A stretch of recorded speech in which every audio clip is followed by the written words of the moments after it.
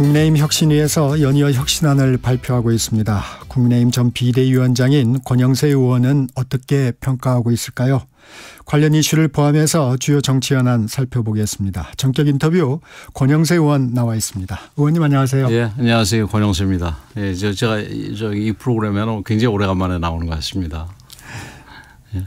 최근에 여론의 흐름을 보면 좀 안타까운 부분도 있고 국민의힘에 대해 국민들이 냉정한 평가를 하고 있습니다. 예. 어떻게 보고 계십니까? 예, 뭐 대선에서 저희들이 어쨌든 졌고 또 그 대선이 그 사실은 뭐 계엄이라든지 뭐 그로 인한 탄핵이라든지 이런 거에서 뭐 이 조기 대선이 이루어지면서 그 치러진 대선이기 때문에 질 수밖에 없었지만 네. 어찌됐든 대선이라는 게 굉장히 큰 일이기 때문에 그 뭐 우리 당을 지지하는 분들 도 뭐 굉장히 패닉 상태에 계실 거고 그 우리 의원들이야 뭐 당연히 그렇게 지금 힘들게 있고요.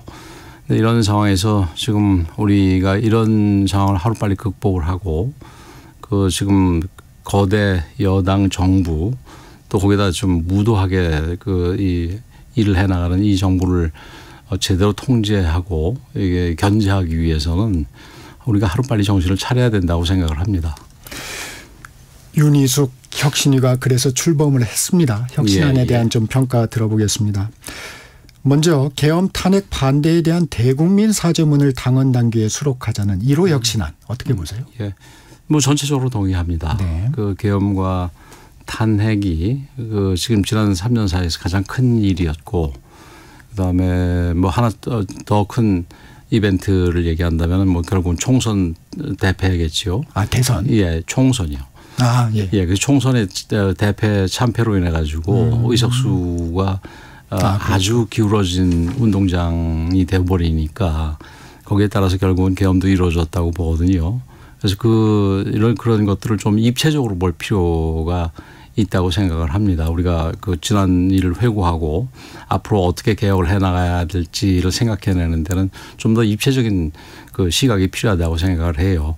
그 지난 뭐 직전에 안철수 위원장 같은 경우는 뭐 혁신위원장을 오래 하지는 않았습니다만은 굉장히 근시안적으로 당장 그 대선을 놓고 평가를 했던 것 같은데 대선 어떻게 보면은 뭐 사회자께서 잘 아시다시피 애초부터 뭐 한 6대4 이상으로 기울어진 운동장이었습니다. 아니었습니까? 그래서 그 당시 거의 이제 그런 상황을 이미 알고 뭐 자주 쓰는 말이죠. 독이 든 성배라고 생각을 하고 제가 고민 끝에 맡게 됐는데 뭐 어떻게 이걸 좀 뒤집어 보려고 길을 썼던 거지 그 과정에서 조금 뭐 우리 국민들이 보시기에는 불편한 부분들이 있었다 하더라도 그런 부분들은 어떤 면에서는 그 당을 살리기 위한 노력의 일환이었는데 그 전에 그렇지 않은 상황에서 우리 당을 지금 계엄과 탄핵 상황까지 몰고 간 부분들이 무엇인지에 대해서 제대로 살펴보고 앞으로 우리 당이 이제 이 야당으로서 이제 행동을 해 나가는 데 있어서는 어떤 행동을 해야 될지를 거기에 대한 반성에서부터 어떤 자료를 얻어내는 거가 굉장히 필요하고 그 부분이 윤희숙 혁신위원회 그리고 앞으로 이 당 지도부의 가장 중요한 임무다, 역할이다 이렇게 생각을 합니다. 이 당내에서는 언제까지 사과만 할 것이냐 이런 얘기도 좀 나오고요. 네, 좀 반발이 좀 있습니다. 그런 부분에 대해서 윤희숙 위원장 어제 일가를 했는데 탄핵에 대해 사과가 필요 없다는 분들은 인적 쇄신 영순이라고 말했습니다. 어떻게 들으셨습니까? 좀 이제 감정적인 충돌도 있어 보입니다. 네. 사실은. 근데 이제 탄핵 같은 경우는 그 사실은 그 문제가 김용태 의원이 전 비대위원장이 네.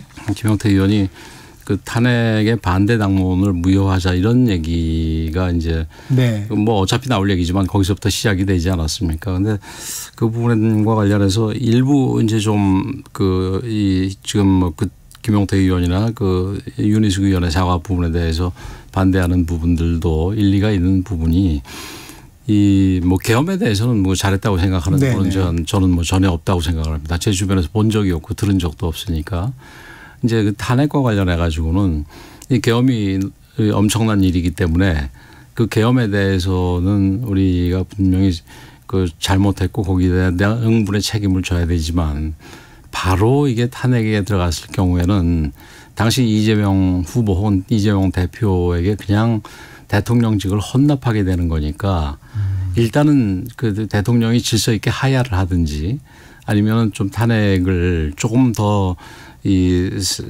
구체적인 이 계엄의 과정이라든지 이런 조사가 이루어진 뒤에 공식적으로 이루어진 뒤에 하는 게 맞겠다. 그래서 당장 이 계엄 난 지 10일 만에 하는 탄핵은 반대하는 게 좋다. 이런 의미에서 당론이 정해진 거기 때문에 만약에 그런 탄핵 당론 당시에 당론을 무효하는 내용이거나 네. 그 당시에 탄핵에 대해서 반대했다라는 부분에 대해서는 저도 그렇고 많은 분들이 수긍하기가 어려울 겁니다. 이 탄핵 반대 당론에 대해서 다시 반성을 하거나 이런 부분에서는 적극적으로 동의하시지는 않는 거군요. 그렇죠. 언젠가는 탄핵이 될 수밖에 없다는 얘기를 하지만 그게 12월 3일 날 계엄이 되고 12월 14일 날 탄핵이 됐습니다.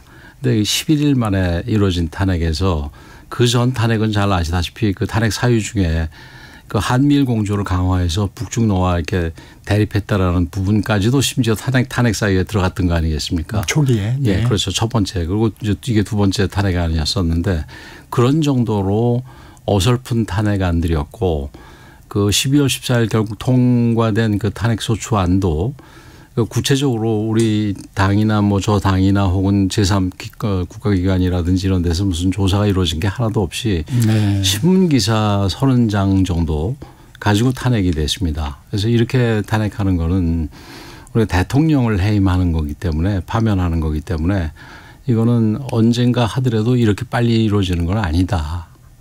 그리고 현실적으로 우리 당 입장에서는 뭐 정당이라는 게 결국은 정권을 차지하기 위한 이 집합체 아니겠습니까?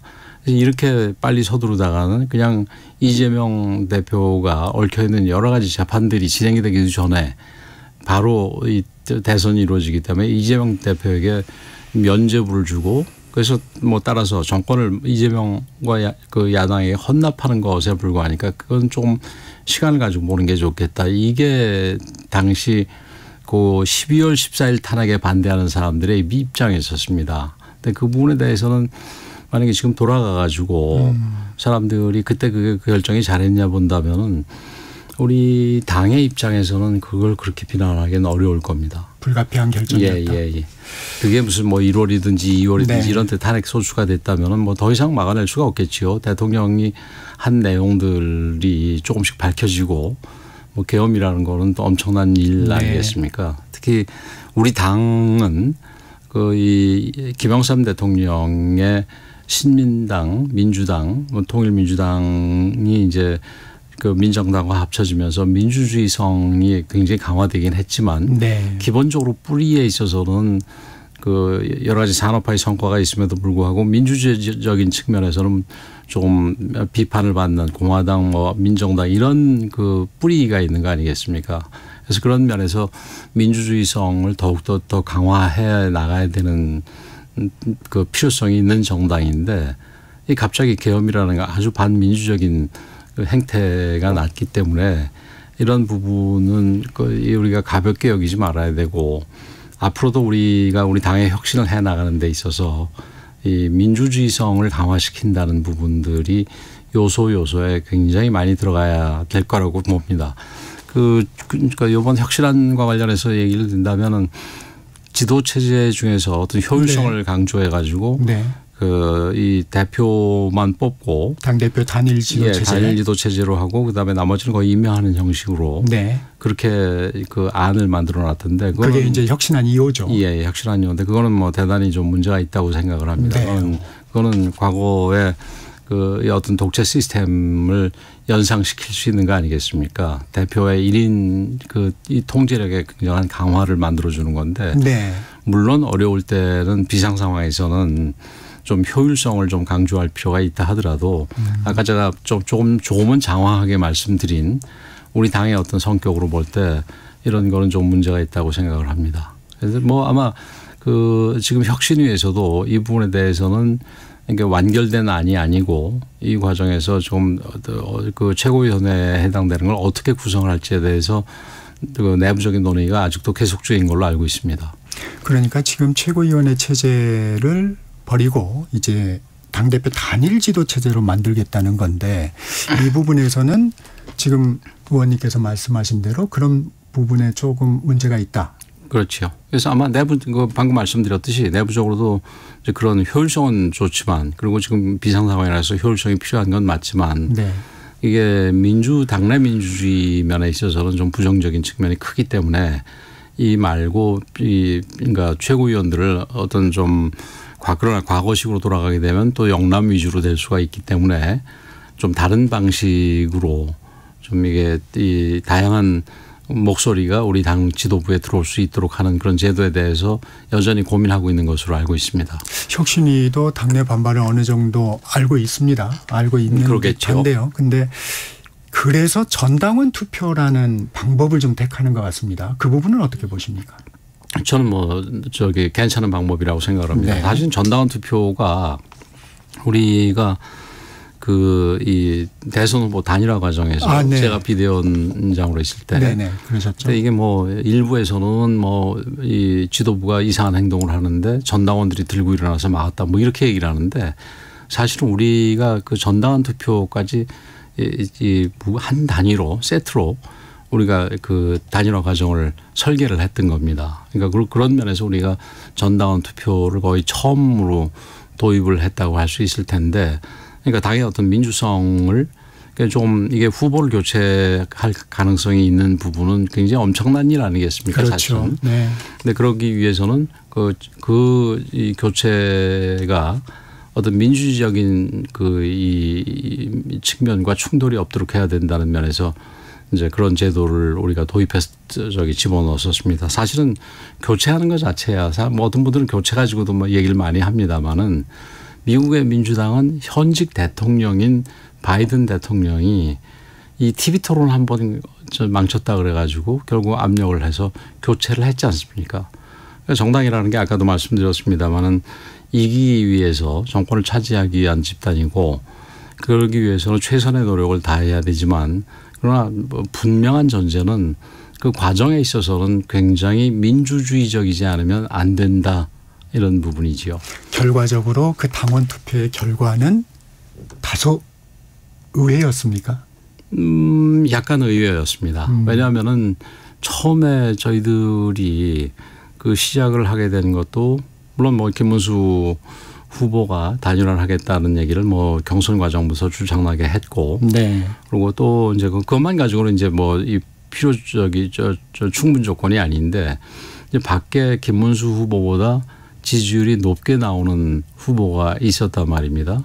그래서 이런 그 상황에서 이제 저희들이 단일화를 추진 안 할 수가 없었죠. 그리고 실제 우리 당원들 80% 이상 거의 90% 가까운 당원들이 이 단일화를 이뤄내야 된다 얘기를 했고 그때는 그냥 단일화라고 얘기했지만 최종 경선에서 뽑힌 김문수 후보와 한덕수 총리 간의 단일화를 얘기를 하는 거지요. 네네.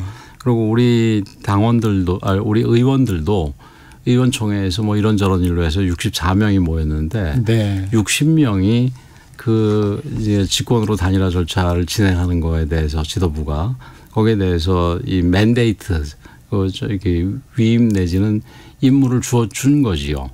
그래서 그런 부분에서 저희들은 오히려 안 하는 게 사실은 배임이라 그럴까요? 직무유기랄까요? 그렇게 되는 거죠. 그런데 지금 윤희숙 의원의 네. 혁신안에 그 부분도 우리 과거 중에 하나로 들어가 있는 부분은 물론 거기에는 이전 경우와 달리 김문수 후보의 단일화 거부랑 같이 들어가 있습니다만 당시 지도부의 단일화 추진에 대해서 이거를 문제가 있는 부분이라고 해서 집어넣는 부분에 대해서는 저는 동의하기 어렵습니다. 8대 사건 얘기하시는 거죠? 네, 저는 동의하기 어렵습니다. 안철수 의원은 혁신위원장직을 사퇴하면서 의원님과 이제 권성동 전 원내대표에 대한 인적 쇄신 필요성을 얘기를 했습니다. 당권 주자인 조경태 의원은 좀 더 광범위한 인적 쇄신을 얘기하고 있습니다. 윤석열 전 대통령의 체포영장 집행 저지를 위해서 한남동 관저에 집결했던 국민의힘 의원 45명 플러스 알파가 돼야 된다. 네, 예. 인적 쇄신은 필요하다고 보십니까? 글쎄요. 우선 안철수 의원 같은 경우는 굉장히 아까 말씀드렸듯이 근시안적으로 보고 그러다 보니까 이건 대단히 잘못 본 거라고 생각을 하고 또 그 과정에서도 뭐 여러 가지 말 바꾸기를 하고 있어서 뭐 저는 안 의원 같은 경우는 정말 좀 다르게 보게 됐습니다. 이런 분이 과연 지도자 자격이 있겠냐 이런 정도로 생각을 하게 됐는데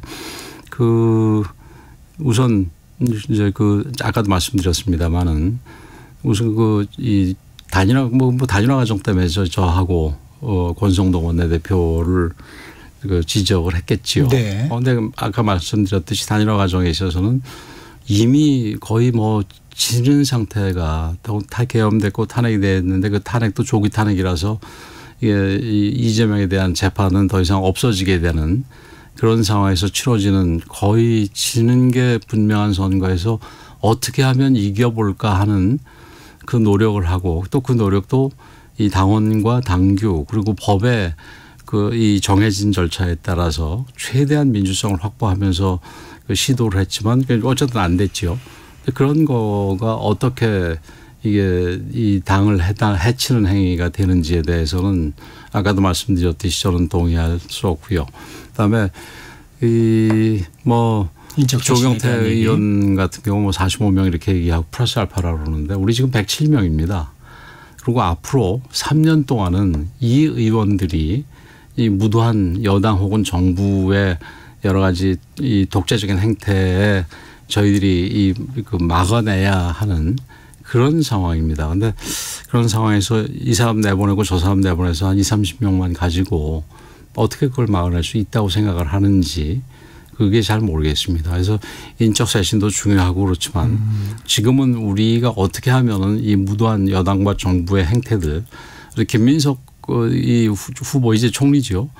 이런 말도 안 되는 분들을 총리로 그냥 강행을 하고 그다음에 추경 과정에 있어서도 야당의 의사는 철저하게 무시하고 그냥 뭐 마음대로 하는 이런 부분들을 우리 107명이 똘똘 뭉쳐서 해도 부족할 판에 여기 떼고 저기 떼고 뭘 하겠자는지 이건 좀 잘 이해가 되지 않습니다. 인적 청산이 필요하더라도 앞으로 3년 뒤에 총선이 있는 만큼 거기로 조금 넘겨놓는 건 어떻겠나. 지금 당장은 지금 뭐 모든 사람들이 힘을 합쳐가지고 그 여당의 독주를 막는데 더 노력을 하도록 독려하는 게 오히려 맞지 않겠나. 그래서 뭐 독려 과정에서 또 여러 가지 잘하는 부분이 있으면은 그게 반영이 돼야 되고 독려 우리가 이 여당에 대해서 견제하고 통제하는 과정에서 역할이 없다면은 그건 뭐 그때 가서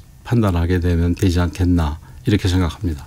국민의힘 대선 패배의 책임이 있습니다. 김문수 전 장관이나 한동훈 전 대표와 같이 대선 경선에 나왔던 인사들이 전당대회에 나오는 것에 대해서는 어떻게 생각하십니까? 이번에 대선 경선에 있었던 분들이 사실은 문제 있는 부분들이 다 있었습니다. 뭐 김문수 선배 같은 경우는 뭐 단일화 있었고 단일화 부분이 있었고 한동훈 대표 같은 경우도 뭐 2등으로 네. 된 분인데도 뭐 사실 선거에 그렇게 큰 도움을 주질 않았고 오히려 뭐 어떤 면에서는 선거에 뭐 좀 방해가 됐다고 그럴 수가 있겠죠. 그리고 지도부에 어떻게 해서든지 이겨보려고 하는 지도부의 노력에 대해서 본인이 너무나 잘 알면서 거기에 대해서 이 말이 안 되는 비판들을 해댔습니다. 그래서 이런 부분들은 이 당에서 분명히 기억을 해둬야 될 부분들인데 뭐 그런 분들이 나오겠다 그러면 그걸 뭐 제도적으로 막을 방법은 없겠죠. 그러나 우리 국민들 혹은 당원들 현재까지는 뭐 아직 당원들이 투표를 하게 돼 있으니까 현명하게 선택들을 해야 될 것이다 이렇게 생각을 합니다. 이 얘기도 여쭤보겠습니다. 이재명 1기 내각의 인사청문회가 오늘부터 시작이 됩니다. 오늘 정동영 통일부 장관 후보자 청문회가 예정되어 있습니다. 오늘 아마 강선우 장관 후보자도 있을 것 같습니다. 그런데 통일부 장관을 역임하셨으니까 정동영 후보자 통일부 명칭 변경을 적극적으로 검토할 필요가 있다고 밝혔습니다. 이 부분에 대한 생각은 좀 어떠십니까? 뭐 명칭이 이 명칭을 바꾸는 거가 뭐 그 명칭이 지고지선한 건 아니니까 바꿀 수도 있겠죠.